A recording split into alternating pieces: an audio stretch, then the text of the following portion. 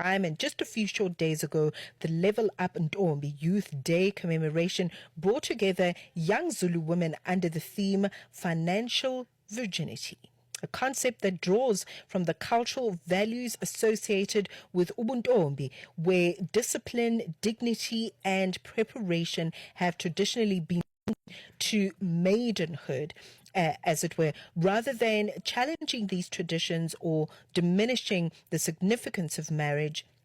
The initiative reimagines them for a modern generation. It argues that just as women are encouraged to protect their dignity and prepare for marriage, they should be equally intentional about safeguarding their financial future, which I think is a wonderful thing. So let's have the conversation right now with Nozizwe Giggles CBC in her capacity as founder of Level Up Ntombi. I love that name so much. Nozizwe, thank you very much for your time. Welcome to the show. Thank you so much, and thank you for welcoming me. It's a pleasure to be here. Thank you. Such a beautiful initiative that is really, I think, propelling women into sovereignty. I think this is beautiful. Talk to us about just the work of Level Up Ntombi before we talk about the event that took place a few short days ago.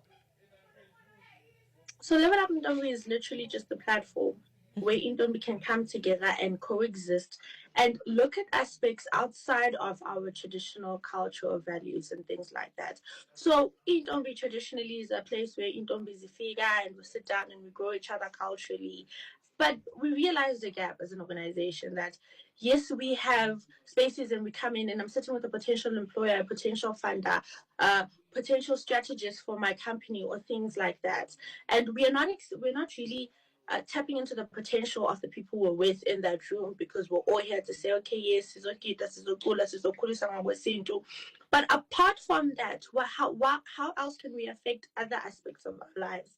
And that's literally how Level Up was born. It was born to be a space to have really impactful and strategic conversations that really grow us. Outside and above and beyond the things that Abonomesho sit down and they teach us and that we value. I think that's really it really does sum it up to say we're a space created to really create, to add value to the Ntombi community and to expose us to the different aspects of our lives that sometimes slip through the cracks. Mm-hmm. Absolutely. But I want to acknowledge that, and I think that's wonderful. Thank you for that response. In many African cultures, including the Zulu culture, as you noted, young women are taught to preserve their dignity and prepare for marriage. So how can those very same values how are you, or at least how are you intentionally making sure that those very same values are filtering into financial preparedness and economic independence? That's a very amazing question. And I think we can really go back to the tenets of Ubuntu, which is respect. Right? You need to have some level of respect. And I think it's the basis of Ubuntu as well. You must have respect. And if you respect yourself and you can respect others, you'll be able to respect your finances. You'll be able to make good financial decisions because if you say, also, one thing as Kulmanga Ntombini is discipline. That's the biggest tenet is you must be disciplined. Because as in Ntombi, there's certain things that we cannot do because of Isimo said to the way path. And as a result, if you apply that discipline to your finances, you can be very strict with how you handle your finances. You can be able to respect yourself to say, this is the goal that I've set, and I'm going to stick with it whether I want to go out. Because if there's one thing about Ntombi is that it's quite expensive. People don't talk about that. But it's a quite expensive thing that we have to go through. I mean, the excursions that we go to. So if you can be very strict to say, yes, ngiyathanda ukuhamba, but ngisavela to buy a car. Ngiyathanda ukuthi ngiyosapota kule mcimbi, ngizokhipha imali yesipho, but I want to make sure that I have all the things that I need. And especially in nowadays, it's not everybody not everybody has the opportunity to get married, right? We in our community believe it's a gift. So what happens when that gift is not bestowed upon you? How do we then transition from there? I think that's a very important thing. So we talk about respect, respecting yourself, respecting your finances. We talk about discipline, being strict with yourself, because it's not an easy journey. Otherwise, but you discipline and you say, this is what I choose and I'm going to stick with it. You apply that even in your finances. And we talk about being savvy. And I mean, there's a lot of things that you're going to encounter and you need to maneuver around. It requires a lot of critical thinking. And that's something that we apply in our situations. Because that will throw you off the bus. But if you don't apply your critical thinking, it's going to be very difficult for you to survive. And those are skills that you can also apply within the financial aspect of your life. And that was the focus of our previous event. Was how do we take all these skills that we have that we're learning here that are important and say, okay, how do I practically apply it to my financial situation, whether it's saving, whether it's budgeting, whether it's investments, and so forth? How do I ensure that I, as a woman, as a young Black woman in this country, am financially secure and financially stable enough that if I do decide to explore other relationships like marriage and things like that, I'm going to be a partner that adds value, and I'm not going about this because of other external motives. Man, the more you unpack this initiative, the more I see the need for it. And I really just want to applaud you because I think it's so beautiful to see a young person speaking to other young people because you understand the dynamics. And you mentioned so many important things when I giggles in your response around, the social pressures, the economic realities that are shaping the choices of young women and young girls in the community and how they can navigate that. But let's talk about how older women and the elders are possibly supporting young girls and supporting this initiative because I think they are also quite critical in changing and shaping the narrative going forward. I agree with you 100%. So that's a very important aspect. Tonight, as a community in Ntombi, we have Abanomehlo, which are mothers that guide us through our journey, right? Majority of them were in Ntombi in their time, but some weren't, but were exposed to and were trained, right? So the one thing that I think is very important is to involve the elders in our community because a child is raised by the community they're in. And if our communities start talking to women, because if you look at it, I mean, majority of South African households are being led by women. If you look at the stats, you can see what not only is it single parents that are women, you also look at majority of the population of South Africa is women. So, and umuntu wesimame, umama wesizwe. So if you equipped a woman, you don't just equip one person, you equipped a nation. So if we can start getting our elders involved, and I think Abonomehlo are doing it pretty great. They always say to us, marriage is not the end goal. We want you to get married. We would love for you to have that blessing. But that's not what you should be here for. What are you doing? How are you applying yourself? How do you make sure that in my journey of Ubuntu, you are achieving all the things that you want? Everybody has a vision board. And at the beginning of the year, we had a TikTok live that explained how to create a vision board so that Ntombi can understand what it really means to look to the future. And those are the things that Abu Mama made to help us with understanding in their own shape and way and form, right? And that's where we come in to kind of add a modern and Gen Z twist to the mix so that we speak the language that's important. But Abasabetu need to start really talking to us about, instead of asking us, hey, because instead of being asked that, I feel like I should be asked to go see, what's your investment portfolio? How can we help you deal with that? What do you intend to do? Do you want to start a business? Do you want to go to school? What is your vision? Where do you see yourself in 10 years? How do we, as your community, as your adults, help you get there? And that's the conversation we need to start because if you empower Black young women, you're empowering the economic structure of the country because we have the biggest potential buyer power. We have buyer power, especially young Black women. So if you empower us to have a strong rand, to think financially in such a way that it's impactful, whether it's entrepreneurial, whether it's getting to school to get the correct job, whether it's a combination of both, whether it's a combination of entrepreneurs, because there's a couple of girls in our community that want to become entrepreneurs as well. Nice. So if you equipped us in such a space where we are comfortable with having a financial conversation with our adults, where they can give us strategic advice on how to go about it, whether we can share ideas and give us, not even, sometimes it's not just about giving us funds. Sometimes it's giving us the platform to express so you can advise. Sometimes about giving us the platform to say, hey, this is what I have. I've already started my funding. This is what I do. How do I strategically move forward from someone who's experienced in the field? So if we have such conversations with our communities, it does make it easier for us to be able to push, and ensure that, especially we say in Cyril's economy, because the buying power is here. It's not what it used to be. It's really not. And we understand the economic landscape does change. But the truth of the matter is that the cost of living is high. And this is where this conversation starts becoming very important.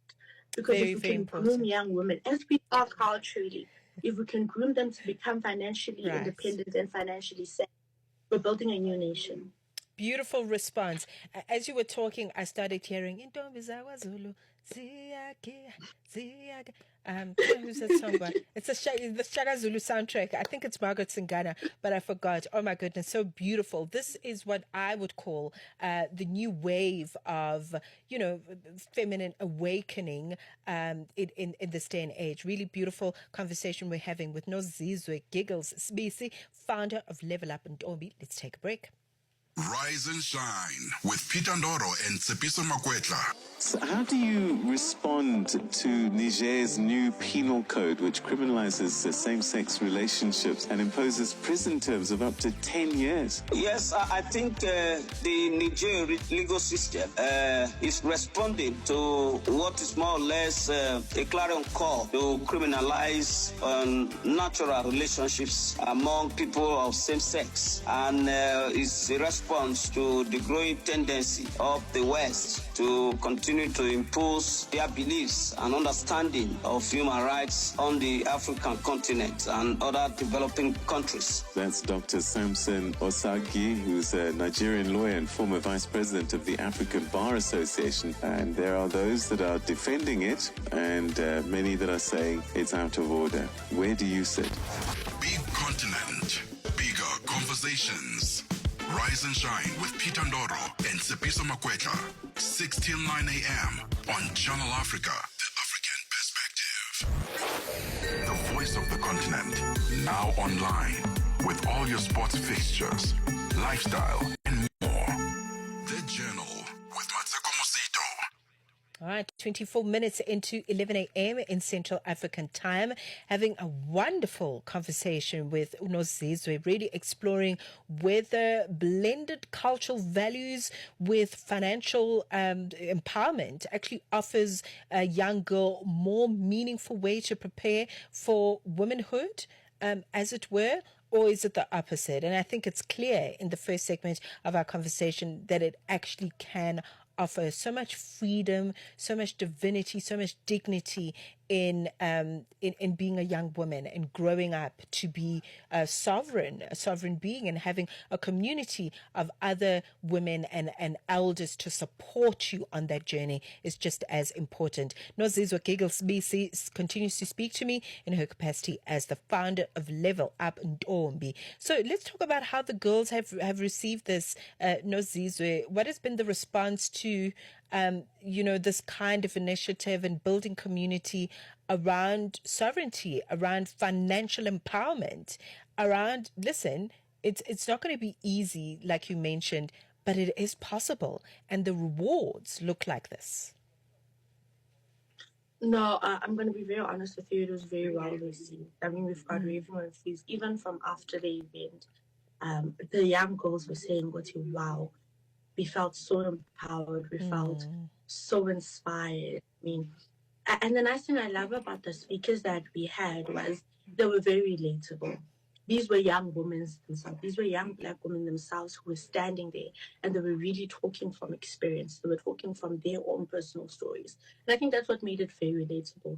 I'm very grateful to our set of speakers who volunteered their time to come and just build the young future of the country.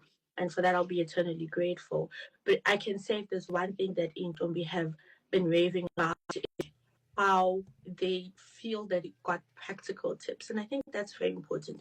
it's all well and good to come in and give them and impart knowledge and everything, but if they don't have a practical activity or a practical skill they go and implement, then at the end of the day it just becomes a wonderful memory, right?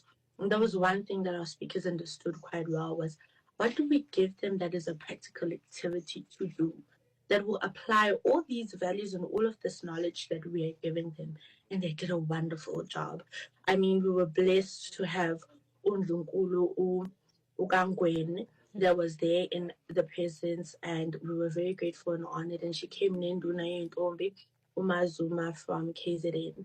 And we were happy to hear them that they're willing to sponsor 3 young businesses from our own domain. So that to me was a blessing. Now we've got young women who are entrepreneurial, who are going to get an opportunity to not only be gifted funding to start up or to manage and scale their businesses, but also they've committed to ensuring compliance, which is something that is very important, especially in the current economical landscape that we live in, is making sure that we're compliant so we're able to get the proper funding, so that we're able to get the proper exposure, because compliance is 100% a very important thing.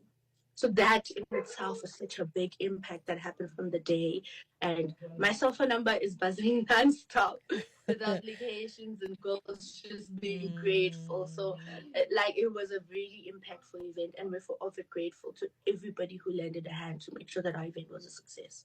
Right. This is what we mean ngobuntombi in the modern day. Is it comes with financial empowerment, it comes with a future that is bright with all kinds of possibilities. I mean, young women are now founding initiatives like Level Up and Ntombi. I mean, what was happening 20, 30 years ago, But I think it's beautiful that those that were alive 20, 30 years ago that were your age were able to pave the way for you to be able to do this work. Nozizwe, thank you very much. I think you are just a star. And I'm hoping that we'll have you on the show again, and perhaps we'll have a little circle with the other women that have been impacted by this initiative, and we can have a conversation about what is possible. But thank you very much for starting the initiative. If I do want to support in or to learn from you, or whatever the case is there anywhere where we can find Level Up Ntombi? Okay, Level Up Ntombi is on TikTok, Level Up Ntombi. It's on Instagram, Level Up Ntombi. We just recently started a YouTube page, but my number is easily accessible from all of those platforms. So you can also contact me directly if that's something that you want. We do have an email address. It's levelupntombi@gmail.com. Okay, wonderful stuff. Thank you very much for your time. Nozizwe Giggles, BC founder of Level Up Ntombi. This is the thing, okay? You can start an initiative of this kind and really make sure that you create spaces for empowerment, but empowerment that matters, not just for ticking boxes, but where we can actually see actionable steps that can be traced being done. Okay, Nozizwe is such a fine example of that, without a doubt. It is 11:30. Figilele Ngwati standing by with the latest in sports. Sports.